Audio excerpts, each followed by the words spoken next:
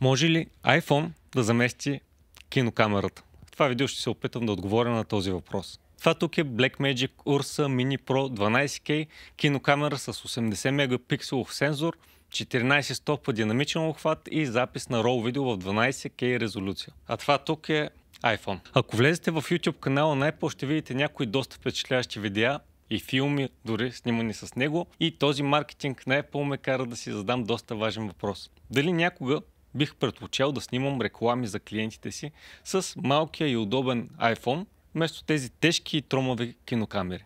За да намерим отговора, първо трябва да знаем как работи всяка една дигитална камера. Независимо дали е миниатюрна, побрана в мобилен телефон или е отделна голяма камера. Какво е общото между iPhone и кинокамерата? Камерата в телефона не е много по-различна от която и да е друга дигитална камера. Просто е по-малка. Затова принципа на работа е същия. Имаме светлина, да кажем, че идва от Слънцето. Светлината, която идва от Слънцето, изглежда като бяла на цвят, но всъщност е съставена от целия цветови спектър. Ако нещо причини дисперсия или разпиляване на светлинния сноп, като например дъждовните капки в небето, виждаме отделните цветове под формата на дъга. По подобен начин, когато светлината от Слънцето попадне, например, върху тревата навън, повърхността на тревата абсорбира една част от спектъра, като червеното и виолетовото, например, но рефлектира части от зеленото. Затова виждаме тревата в зелен цвят. Както очите ни, така и камерата работи благодарение на това свойство на различните материали да рефлектират определен цвят светлина. Тази светлина първо попада в обектива, въпреки че не е толкова голям и видим както на кинокамерата, в телефона също има обектив. Той представлява поредица от лещи и други оптични елементи, които много прецизно хващат тази светлина и я фокусират върху дигиталния сензор. Сензорът има много важна задача, която прави изцяло дигиталната фотография изобщо възможна. Той превръща светлината, фотоните, в електрони или аналогов електрически сигнал. Този сложен компонент всъщност работи на доста прост принцип. Ако го погледнем много отблизо, ще видим една матрица от малки светлинни сензори. Това, което прави всеки от тях, е ако върху него попадне слаба светлина, на изхода си появява малък волтаж и съответно ако попадне по-силна светлина, волтажа е по-голям. Тези сензори не виждат цвета на светлината, само силата.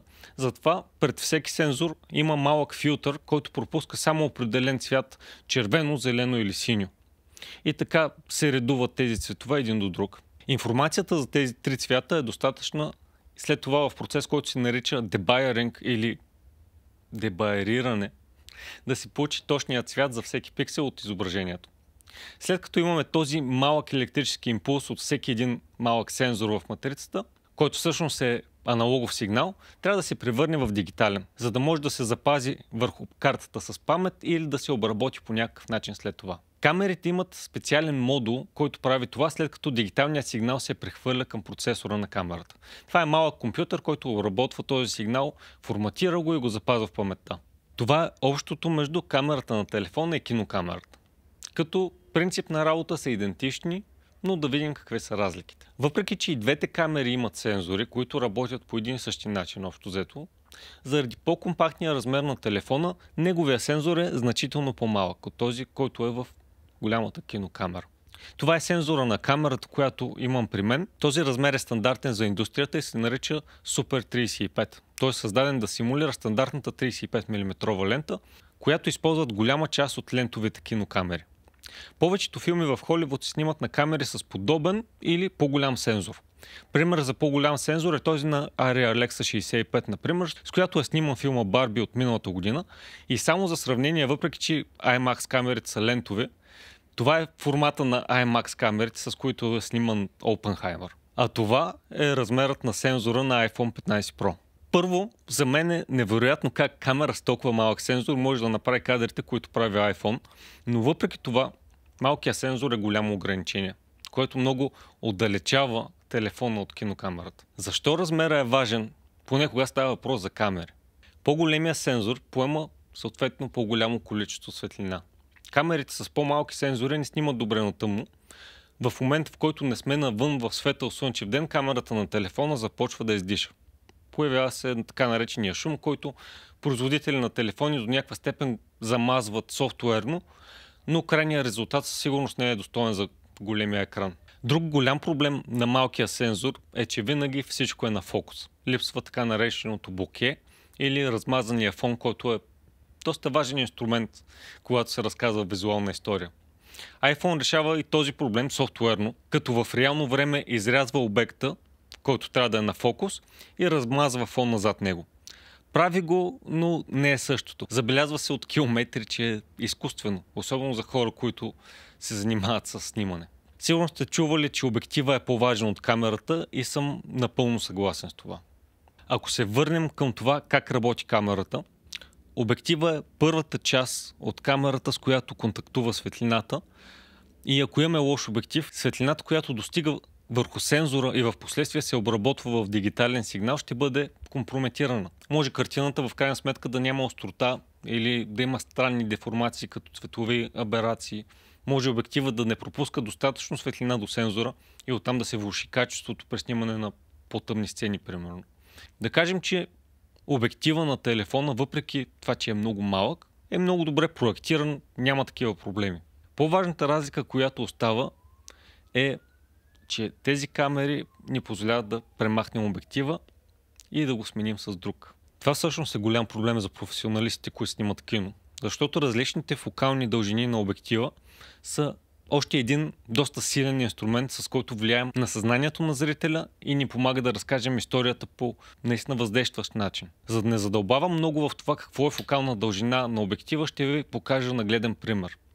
Сега ме виждате през обектив с фокална дължина 70 мм, а сега през обектив 18 мм. Лицето ми е деформирано по различен начин и същевременно с това, въпреки че аз заемам същото пространство в кадъра, виждате много повече от заобикалящата ме среда. Колкото и на брой камери да сложат на един телефон, няма как да се постигне свободата, която ни дава кинокамерата, на която могат да се слагат стотици видове различни обективи. Да не говорим и за останалите удобства, които кинокамерата има, като например изнесени бутони за по-важните функции, монтиране на системи за външно фокусиране, сменяеми батерии, удобни медии за запис, външни монитори, системи за стабилизиране. И последната характеристика, за която искам да говорим, и е доста различна между двете камери, това е динамичният обхват. Сигурно ви се е случвало да снимате с телефона навън в слънчев ден, човек, който е застанал на сянка. В тази ситуация може да изберете или човека да е добре осветен, но частта, която се огрява от слънцето, да бъде напълно бяла и без никакъв детайл, или обратното, човека да е в пълна тъмнина, но да се вижда слънчевия пейзаж. И в крайна сметка, каквото и да изберете, резултата не е много филмов. Това е проблем, който отново телефоните решават софтуерно и мисля, че се справят доста добре.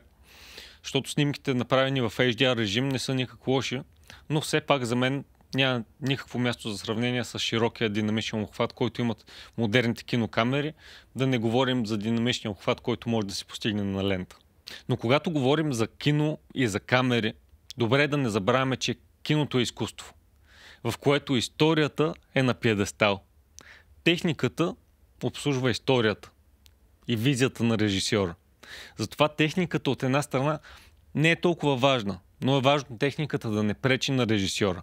Тя трябва да е гъвкава, да му дава правилните инструменти, за да превърне визията си в филм.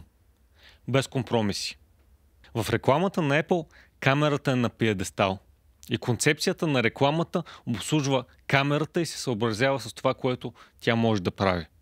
В повечето видеа, които гледах по темата, се сравнява кадър направен с телефон и съответно същия кадър направен с камера. Погледнати от малкия екран на телефон изглеждат по подобен начин. Как бих подходил, ако трябва да ви покажа такъв тест? Първо бих снимал кадър с телефона, а след това ще се опитам да го репликирам максимално точно с камерата. Защото с камерата имам гъвкавостта да постигна какъвто си искам кадър, докато с телефона съм ограничен. И е много вероятно, ако първо направя кадър с камерата, да не мога да го репликирам напълно с телефона. Така ефекта няма да е толкова вълнуващ за хората, които гледат видеото ми. Което не означава, че филми не могат да се снимат с телефон. Те се снимат. И телефона може да бъде първата камера за много начинаещи, които нямат бюджет за друга камера, но филм може да се снима и с телефон на 5, 6, 10 години, който не струва 2-3 хиляди лева. Затова, ако искате да снимате филми, не мислете толкова за камерата и за размера на сензора, а се научете да разказвате истории. Това е първата стъпка. Всичко останало е маркетинг, който ще се опита да ви продава все по-скъпи камери и по-скъпи телефони.